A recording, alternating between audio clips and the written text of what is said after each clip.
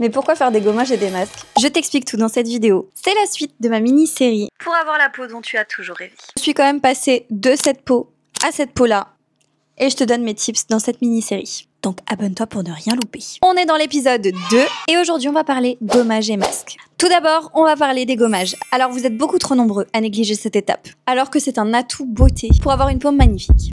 Il se fait une fois par semaine. Enfin, ça c'est pour les gommages classiques. Parce qu'on va voir qu'il y a plusieurs types de gommages. Et maintenant la question c'est pourquoi il va t'aider à avoir une très belle peau?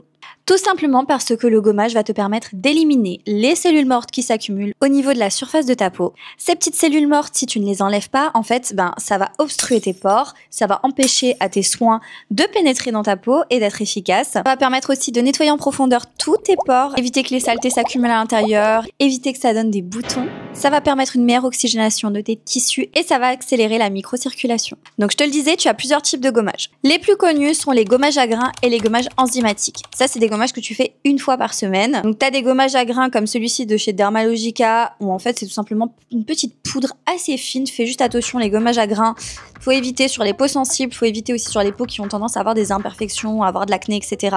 Moi, ce que je te recommande, c'est les gommages enzymatiques. C'est ce qu'il y a de mieux. Il y a des petits enzymes à l'intérieur, des petits acides, comme genre les AHA, BHA, PHA, enfin bref, ce genre de trucs, qui vont venir en fait grignoter tes petites cellules mortes au niveau de ta peau. Ça, c'est l'idéal, vraiment. Pour tous les types de peaux, même pour les peaux sensibles, même pour les peaux qui ont des imperfections, ce genre de choses.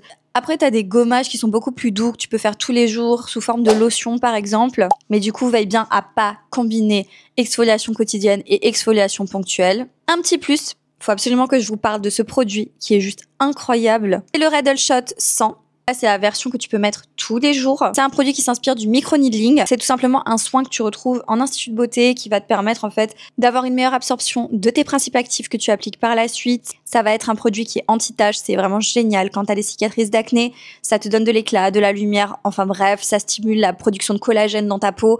Ça, c'est un banger. Et tu as des gommages qui font double action, gommage et masque. Comme celui-ci de la marque Beauty of Joseon, c'est un gommage masque que j'aime beaucoup. Et là, ça va nous faire un parallèle vers la deuxième partie de cette vidéo qui est les masques. Une fois que ta peau est bien exfoliée, lisse, lumineuse, parce que oui, grâce au gommage, tu vas avoir une peau beaucoup plus douce, beaucoup plus lisse, beaucoup plus lumineuse. Elle est prête à ce moment-là à recevoir le masque, qui lui se fait aussi également une fois par semaine, sauf petite exception. Là, clairement, au niveau des masques, c'est le moment de se faire kiffer. Tu peux utiliser n'importe quel type de masque du moment que ta peau en a besoin. Le masque va avoir pour action d'être traitant et va justement traiter une problématique au niveau de ta peau. Si tu souhaites plus d'éclat, tu vas utiliser un masque plutôt coup d'éclat, comme par exemple celui-ci de la marque Lirac. C'est plus des textures crème, gel, ou alors tu as aussi des sheet masks comme ça. Donc comme dit, si tu souhaites de l'hydratation, tu vas privilégier des masques hydratants. T'as ceux-là, la marque Biodance, qui sont incroyables. Vous les avez vus passer, ils ont fait le buzz sur les réseaux. Si tu as des problèmes de boutons, d'acné, etc., utilise plutôt un masque qui va plutôt traiter ce côté-là, côté imperfection. Mais si je peux te donner un conseil, évite tout ce qui est masque, genre à l'argile verte. Tu sais, les masques que tu faisais il y a quelques années, et que tu laissais poser sur ta peau, et que tu laissais bien sécher, bien craqueler.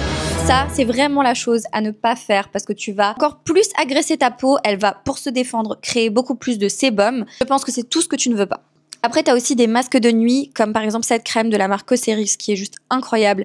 Et en fait, moi, j'utilise en crème de nuit, masque de nuit. C'est vraiment quelque chose qui va être hyper enveloppant, hyper hydratant. Et le matin, tu te réveilles, tu as une glass skin de malade. Ta peau, elle est vraiment bien hydratée, bien rebondie. C'est tout ce qu'on veut. Voilà pour tout ce qui est gommage et masque. N'hésite pas si tu as des questions à me les écrire en commentaire, j'y répondrai avec grand plaisir. Et n'oublie pas de t'abonner. On se retrouve mercredi prochain pour la suite de notre mini-série. Bisous!